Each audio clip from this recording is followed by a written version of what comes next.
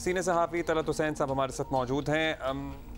तलत साहब, अब ये बताइएगा कि मार्केटें जल्दी बंद करने का फैसला हुआ, इससे पहले पेट्रोल की कीमतें सब्सिडी ख़त्म करने वाली बात हफ्तों सब लोग कहते रहे कर दें, इतना टाइम लग गया। तो ये ताख़ीर जो हो रही है फैसलों की, इसके पीछे क्या वजूहात हैं? देखें, बहुत सारी वजूहात हैं कि हुकूमत फ़ैसले करने में ताख़ीर क्यों करती है। इसमें आप इसका भी इजाफ़ा कर सकते हैं कि जब ये अफवाह फैली कि पेट्रोलियम की प्राइसेस बढ़ाई जा रही हैं, तो फाइनेंस मिनिस्टर की तरफ से जो ट्वीट आया वो 2 घंटे के करीब लेट आया, और उस वक्त तक जो डॉलर वाला इशू था वो ख़राब हो चुका था, और अगले दिन फिर आपने देखा कि डॉलर की कैसी उड़ान हुई और र्यूमर मिल्स जो हैं वो चलती रहीं।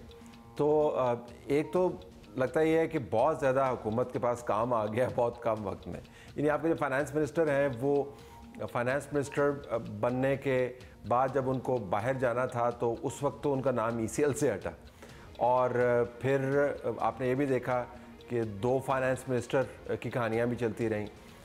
जो इसाक डार साहब हैं वो वहाँ से बैठ के बयानात जारी करते रहे, फिर ये मामला सेटल हुआ। फिर IMF की तरफ से जो शराइत हैं वो बड़ी सख्त है, उसकी सियासी कॉस्ट है, और पार्टी के अंदर बहस चलती है कि जी ये करें या ना करें। अब आप देखें कि मरीम नवाज़ की तरफ से भी मिफ्ता इस्माइल को अब हिदायत जारी की जाती है कि मिफ्ता साहब इसको ज़रा देखें।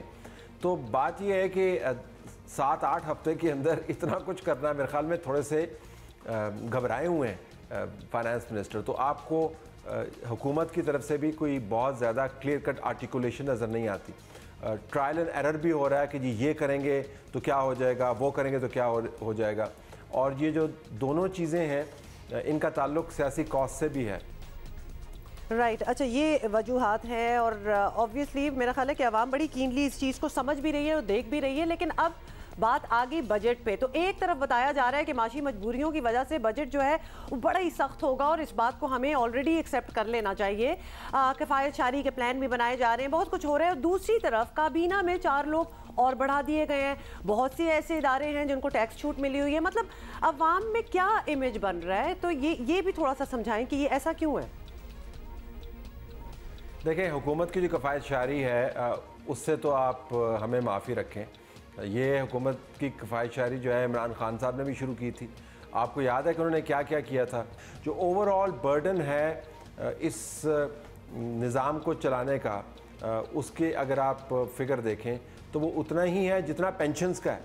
यानी पेंशन्स के ऊपर जितने पैसे जा रहे हैं वो भी तो बर्डन है, यानी उसके ऊपर किफ़ायत शारी करने की ज़रूरत है जितना हुकूमत को चलाने के लिए जा रहा है। तो हुकूमत को आप छोटा नहीं कर सकते, वेस्टेड इंटरेस्ट बहुत बड़ा है। आप PM सेक्रेटेरिएट के अंदर जाके देखें, सेक्रेटरियों की लाइनें तो देखें। तो हुकूमतें जो है ना वो किफ़ायत शारी नहीं कर सकती। मेरे ख्याल में ये एक बहुत बड़ा इल्यूजन है जिसको कभी कोई भी संजीदगी से नहीं लेता। हाँ, सिंबलिज़म इसका है।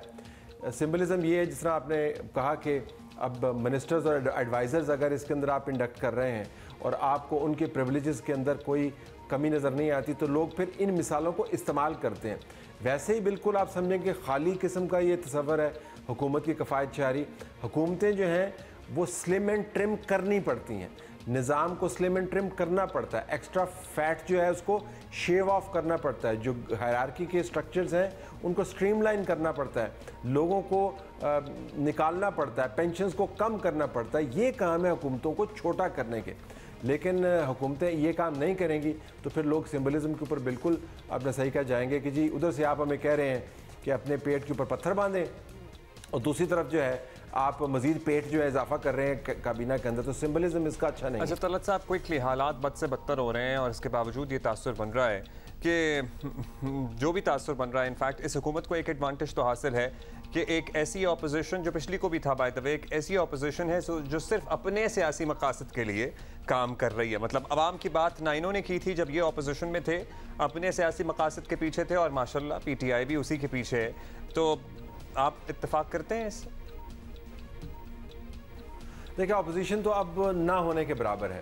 मेरे ख्याल में इमरान खान की जमात के अंदर भी अब ये बड़ी बहस है कि इतने बड़े बड़े वाक़यात हो रहे हैं, या तो इस हुकूमत को आपने धक्का दे के जून में गिरा दिया होता, तब तो हम कहते कि जी ठीक है आप असम्बलियों से निकल गए हैं, तो अब चूँकि निकल गए हैं तो अब हमने फिर अगला नतीजा भी हासिल कर लिया। टूर्नामेंट से आप निकल भी गए, टूर्नामेंट भी जारी है, आपकी टीम उसमें खेल ही नहीं रही है, वो धड़ाधड़ जो है कानून पास किए जा रहे हैं। प्रेसिडेंट को आपने लगाया हुआ है एक लास्ट ऑप्शन के तौर पर, तो प्रेसिडेंट की ज़रा पावर कोई नहीं है, वो पावर जो है ख़त्म हो गई है। जो इस्तेमाल करता है उसको फिर ओवरराइड कर देते हैं। आइन और कानून में तो यही बातें हैं। तो इमरान खान की अपनी पार्टी के अंदर ये बहुत बड़ी बहस है। तो अपोजिशन तो ना होने के बराबर है। हुकूमत के पास जो एडवांटेज है वो बुनियादी तौर पर यह है कि इमरान खान साहब ने इतनी मरतबा ऑल फॉल बातें की हैं और ऐसे अजीब व गरीब किस्म के इल्ज़ामात उन्होंने लगाए हैं कि अब उनके अपने साथी भी उनसे भागने लगे।